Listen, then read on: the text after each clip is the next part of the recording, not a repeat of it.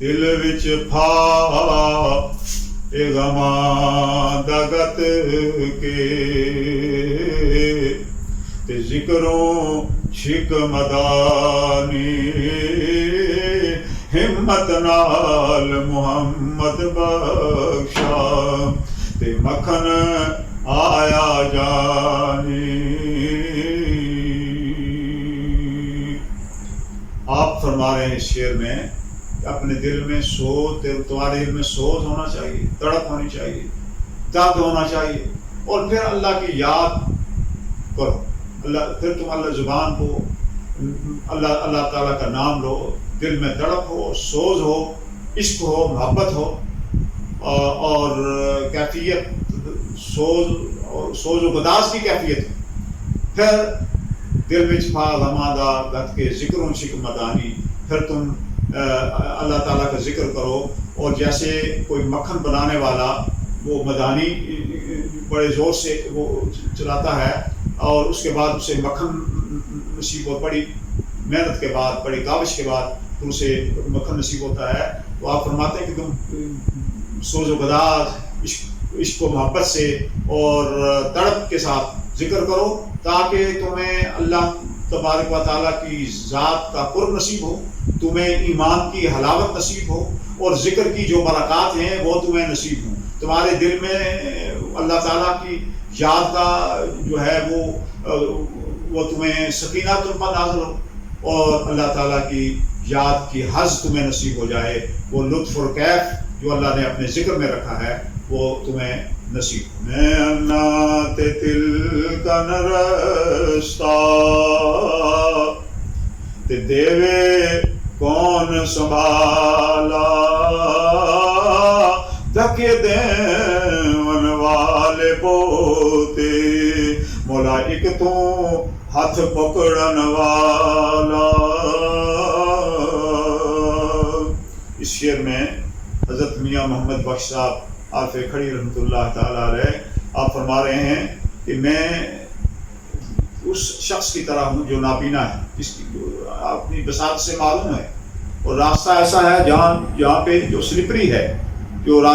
دلدل ہے، اور وہاں آدمی اپنی منزل مقصود تک پہنچتے ہوئے قدم اس کے ڈگمگا رہے ہیں،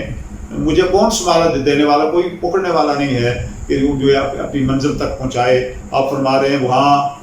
کوئی میرا ساتھی وہاں ہے، ہر آدمی جو ہے وہ مجھے کوئی میرا دستگیری کرنے والا نہیں، مجھے ہاتھ پکڑ کے مجھے منزل تک پہنچانے والا نہیں۔ اے اللہ میں تیری جناب میں عرض کرتا ہوں کہ تو میرا ہاتھ پکڑ اور مجھے منزل مراد تک پہنچا۔ اور یہ اصل میں وہ کہنا چاہتے ہیں کہ جب انسان غم و آلام میں، مصائب میں، پریشانیوں میں گر جاتا ہے تو انسان بعض اوقات مایوس ہو جاتا ہے، اور اس وقت اسے کوئی امید کی کوئی کرن اسے نظر نہیں آتی، تو آپ یہ تعلیم دے رہے ہیں کہ اے لوگو، جب تم مصیبتوں میں گرے ہوئے ہو، اس سے پریشانی میں ہو، اللہ تبارک و تعالیٰ کو یاد کرو، اللہ کی معیت اور اس کی نصرت حاصل کرو، اللہ تعالیٰ کی مدد حاصل کرو، اللہ تبارک و تعالیٰ تمہاری دستگیری فرمائے گا۔ اللہ فتاح ہے، اللہ مشکل کشا ہے اور حاجت روا ہے، وہ تمہاری ہاتھ پکڑ کے دستگیری کر کے تمہیں ساحل مراد تک پہنچا دے گا، تمہاری تکلیفیں، مسائل، پریشانیاں سب دور ہو جائیں۔ ایک بلبل ایک باغ دے اندر تے آلنا رئیسی بنا دے، اجے نہیں چڑھے آئی توڑ محمد تے اڑ گئی ہے قرلان دی۔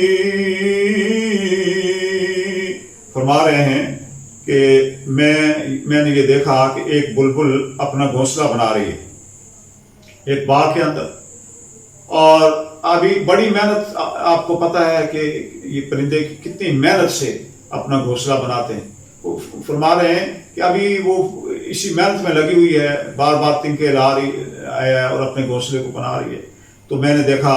کہ وہ ابھی پائے تکمیل کو نہیں پہنچا، اور آسمانی کڑک یا باد مخالف کا وہاں سے گزر ہوا اور اس نے اس کو تہس نہس کر دیا، وہ گھونسلہ تباہ و برباد ہو گیا۔ وہ بیچاری پریشان ہو کے اڑ کے چلی گئی. تو یہ فرمانا یہ چاہتے ہیں کہ انسان کی بساط میں کچھ نہیں ہے، جو اللہ چاہتا ہے وہی ہوتا ہے. وما تشاءون الا یشاء اللہ رب العالمین،